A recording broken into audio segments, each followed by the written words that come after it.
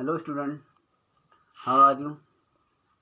सर्वप्रथम मैं आप लोगों को कॉन्ग्रेचुलेसन डेडिकेट करना चाहता हूँ कि आप लोगों ने इस बार अच्छा प्रदर्शन किया और आप 12th में चले गए हो। उसके लिए बहुत बहुत ढेर सारी शुभकामनाएं मेरी ओर से तथा विद्यालय परिवार की ओर से भी आप लोगों को ढेर सारी शुभकामनाएं। आप लोगों को ज्ञात होगा कि इस समय देश किन हालातों से गुजर रहा है, पूरी दुनिया किस हालातों से गुजर रही है। कोविड-19 कोरोना महामारी की वजह से संपूर्ण संसार में यह वायरस इस तरह से जानलेवा साबित हो रहा है जिससे कि दिन प्रतिदिन हज़ारों की संख्या में आए दिन मृत्यु हो रही है। भारत की बात करें तो भारत में 15,324 केसेस पॉजिटिव पाए गए हैं। उनमें से 344 लोग ठीक हो चुके हैं और 534 लोगों की मृत्यु हो चुकी है। ये महामारी बहुत भयंकर रूप धारण कर रही है क्योंकि हमारा भारत बहुत जनसंख्या वाला देश है। तो अगर ये महामारी भारत में फैलती है, निम्न वर्ग में, गरीबी तबके में यदि ये बीमारी फैलती है तो हमारे देश में बहुत ज़्यादा जान मान के नुकसान होगा। आप लोगों को ज्ञात है ही कि इस कारण से सभी प्रदेशों में जितनी भी बोर्ड परीक्षाएं हो रही थी जहाँ भी, तो वहाँ वो बोर्ड परीक्षाएं जो पेपर शेष बचे थे वो स्थगित करा दिए गए हैं। वो पेपर जब लॉकडाउन खुलेगा उसके उपरांत मई में संपन्न होंगे। लॉकडाउन के कारण आप लोगों का भी विद्यालय बंद है। विद्यालय ही नहीं, सभी शिक्षण संस्थान, सभी कार्यालय, निजी कार्यालय, जितने भी ट्रांसपोर्ट है, सभी कुछ बंद है। आप लोगों ने आए दिन समाचार पत्रों में इस चीज़ का जिक्र देखा ही होगा कि स्थिति क्या है। तो इस वजह से स्कूल बंद हो रहे हैं। मैं आप लोगों से एक निवेदन करना चाहता हूँ कि इस स्थिति में आप अपना सहयोग प्रदान करें, अपने परिवार का सहयोग प्रदान करें। ये समाज के लिए एक बड़ा अभिशाप के तौर पे ये महामारी हम लोगों के सम्मुख प्रस्तुत है। तो परसों शिक्षा विभाग द्वारा एक आदेश जारी किया गया था कि जिसके अंतर्गत आप लोगों को सोशल मीडिया के माध्यम से पढ़ाया जाएगा, जिससे आप लोगों को व्हाट्सएप ग्रुप में जोड़ा गया है, जिसमें कि हम लोग आप लोगों को अलग अलग तरीके की वीडियो अपलोड करके या अपने हैंड नोट्स आप लोगों को अवेलेबल कराएंगे। हम लोगों की ये प्रयास भी है कि हम लोग आप लोगों के सम्मुख ऑनलाइन आने की कोशिश करेंगे। ऐसा कोई ना कोई ऐप भारत सरकार ने लॉन्च किया है, वो ऐप जल्दी ही हम लोग डाउनलोड करके, क्योंकि जिस क्षेत्र में हमारे विद्यालय के विद्यार्थी हैं वहाँ पर नेटवर्किंग की प्रॉब्लम काफ़ी वीक है और काफ़ी बच्चों के पास स्मार्टफोन अवेलेबल है भी नहीं।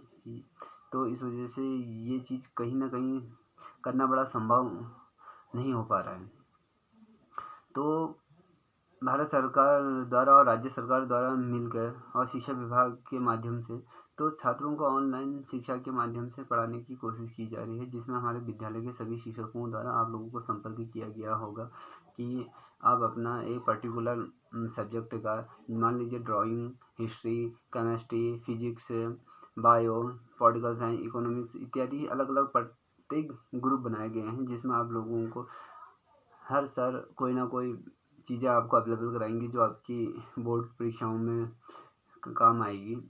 इस वजह से हम लोग आप लोगों को हर प्रकार की सहायता प्रदान करेंगे। रही 11th की बात, आपने 11th में क्या करा क्या नहीं करा ये आप लोगों को पता है कि हमारे विद्यालय के बड़े दुख की बात है कि हमारे विद्यालय के छात्र छात्राओं को अभी तक लिखना भी अच्छी तरह से नहीं आता है। तो मैं आप लोगों से पुनः ये निवेदन करूँगा कि आप लोग अच्छी तरीके से लिखने का प्रयास करें। आजकल घर में हो पढ़ने का प्रयास करें, क्योंकि बोर्ड परीक्षाएं हैं। बोर्ड परीक्षाओं में आप अशुद्ध लिखोगे तो आप लोगों के नंबर कट जाएंगे। आप लोगों ने अभी तक जो अशुद्धियाँ करी हैं तो वो विद्यालय स्तर पर हुई हैं, तो वो कोई ज़्यादा मायने नहीं रखते हैं। हाई स्कूल में आप लोगों की कैसी परफॉर्मेंस है ये आप लोग इस चीज़ से भी अनभिज्ञ नहीं हैं। आप लोग अपने माँ बापों का नाम आप लोगों के माध्यम से होगा। यदि आप लोग मेहनत नहीं करोगे तो आप के माँ बापों का नाम कहाँ से होगा। मैंने क्लास में भी आप लोगों को पहले भी कहा है, अभी भी कह रहा हूँ, एक पास होने के लिए ना पढ़ें। पास तो एक कुत्ता भी हो जाता है, अगर कुत्ते को हम पढ़ाएं तो वो भी किसी न किसी प्रकार का पास हो जाता है। आप पास होना एक सॉल्यूशन नहीं है। आप लोगों को उत्तराखंड बोर्ड में एक वो मेरिट लिस्ट होती है ना, मेरिट लिस्ट में ऊपर आना है, जिससे कि आपके परिवार का नाम, आपके फादर का नाम, आपके गांव का नाम, आपके विद्यालय का नाम और जनपद का नाम, साथ ही पूरा स्टेट में आप लोगों को सम्मानित किया जाएगा। मैं चाहता हूं कि हमारे विद्यालय से ऐसे बच्चे उभर के सामने आए जिससे कि चारों ओर आप लोगों की जय जयकार हो और हमारे विद्यालय का नाम भी रोशन हो। इसमें से कुछ ऐसा नहीं कि कुछ ही भी विद्यार्थी हैं, ऐसा नहीं कि सब लोग हैं। अब एफर्ट करने की ज़रूरत है, अभी भी अब शुरुआत है ना, अब शुरुआत है, तो अब आप लोग किस प्रकार से उस चीज़ को इम्प्लीमेंट करते हैं ये आप पे डिपेंड करता है। अब मैं आप लोगों को विषय के ऊपर आ जाता हूँ। ये चित्रकला 12th का विषय सारणी है, इसी के अनुरूप आपको पढ़ाया जाएगा, क्योंकि आप सभी लोगों के पास बुक्स अवेलेबल नहीं है, मैं जानता हूँ। इसलिए जो भी नोट्स मैं अवेलेबल कराऊंगा आप लोगों को, उसकी पर्टिकुलर एक कॉपी बना लीजिए और उसमें इन नोट्सों को लिखिए। और यदि आप लोगों को किसी प्रकार की शंका है तो आप लोगों के पास मेरा पर्सनल व्हाट्सअप नंबर है ही, ग्रुप बना रखा है, उसमें अपनी समस्याओं का रखें, मैं उनका समाधान करने की कोशिश करूँगा। अब रही बात 11th में, हमने 11th में भारतीय प्राचीन चित्रकला के बारे में पढ़ा था कि गुप्त काल क्या है, जहांगीर क्या है, और अजंता की गुफाओं के बारे में, एलोरा की गुफाओं के बारे में, संथल वासला के बारे में, गांधार शैली इत्यादि के बारे में पढ़ा था। आप लोगों को भली भांति परिचित हैं। और हमने कला की परिभाषा भी पढ़ी है, कला में कितने तत्व हैं, कला के जितना भी एक आयाम होता है मैंने आपको पूरे तरीके से बताने की कोशिश करी है। तो आप लोगों को पता है ये 100 नंबर का जो पेपर है उसमें से 30 नंबर का जो आप लोगों का पेपर है तो उसकी तैयारी करानी है, और जो 70 नंबर का जो है वो आप लोगों को चित्रों के माध्यम से अलग नई क्रिएटिविटी करनी है हम लोगों को। अब इस लॉकडाउन के दौरान मैंने भी कुछ क्रिएटिविटियाँ बना के रखी हैं, मैं अगली वीडियो में आप लोगों के सम्मुख उन चीज़ों को प्रस्तुत करूँगा।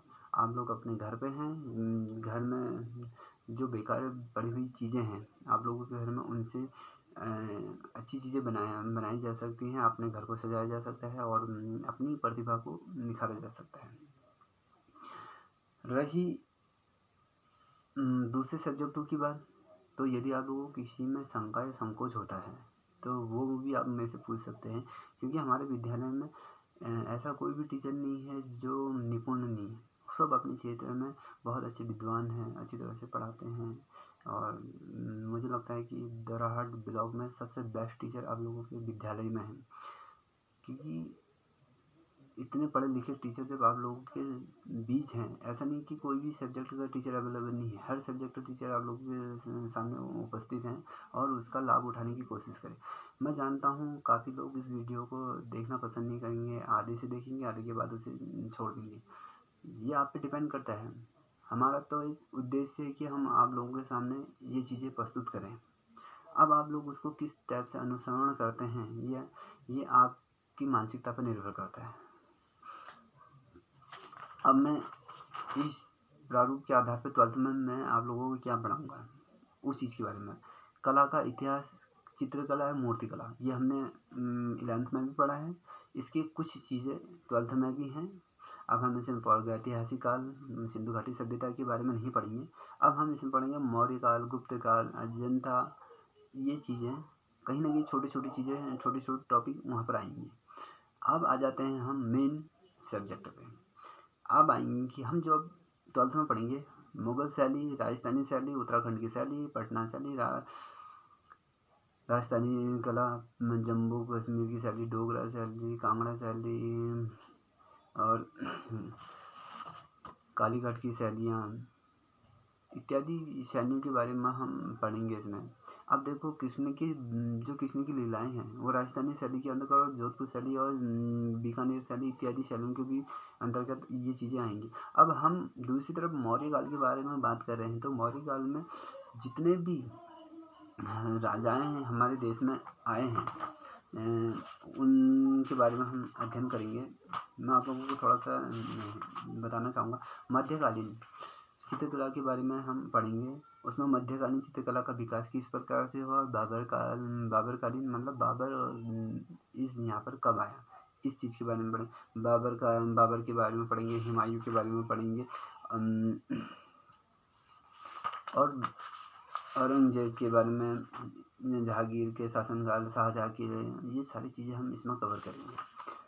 अब दूसरा मेन टॉपिक जो इसमें ज़्यादा पूछा जाता है उसमें पहाड़ी चित्रकला शैली के बारे में भी ज़्यादा पूछा जाता है। बसौली शैली के भी बारे में पूछा जाता है, कांगड़ा शैली के भी बारे में पूछा है, कुल्लू शैली के बारे में भी, चंबा शैली के। अब आप लोगों ने पढ़ा था चंबा किस लिए प्रसिद्ध है, आप लोगों को पता ही होगा कि रुमालों के लिए वो प्रसिद्ध है। गढ़वाल शैली के बारे में पढ़ा। हम उत्तराखंड में जो शैली वर्तमान में जो हैं उनके बारे में भी हम पढ़ेंगे। और जितने भी चित्रकार हुए हैं उनके बारे में हम पढ़ेंगे। जैसे अरविंद नाथ हो गया, राजा रवि वर्मा हो गया, अरविंद नाथ, अमर हुसैन के बारे में लियो तो नाडो विरिंची के बारे में पढ़ेंगे। इतने ढेर सारे चित्रकार हैं जिसके बारे में आप लोगों को नोट्स अवेलेबल कराऊंगा ही, उनके बारे में भी डिटेल में पढ़ाऊंगा। पर्टिकुलर एक जैसे मान लीजिए हम थोड़ी देर के लिए हमने राजा रवि वर्मा के बारे में बता रहे हैं, नंदलाल के बॉस के बारे में बताएं तो उसका पूरा वृत्तांत आप लोगों के सम्मुख, जैसे नंदलाल बॉस है तो उसको मैं आप लोगों के सामने लेसन बना के पर्टिकुलरली बताऊंगा कि उसमें क्या है, क्या इनका योगदान रहा। और दूसरी बात जो सबसे मोस्ट इम्पोर्टेंट क्वेश्चन जो इसमें आता है 5 नंबर का क्वेश्चन आता है, उसमें आता है कि भारतीय चित्रकला में स्वतंत्रता सेनानी में चित्रकलाओं का क्या योगदान रहा। इस बारे में भी हम डिस्कस करेंगे। मैं आप लोगों से पुनः निवेदन करूंगा, जितने भी शिक्षकों ने, जितने भी गुरुजनों ने आप लोगों को व्हाट्सएप ग्रुप में जोड़ा है, जितने भी चीज़ें आप लोग को अवेलेबल कराने उनके नोट्स बना दीजिए, वो आपके भविष्य में काम आएंगे। ठीक है, और मैं नेक्स्ट वीडियो में आपसे और चर्चा करूँगा। Thank you for this video watching. Good night, शुभ रात्रि, जय हिंद, जय भारत।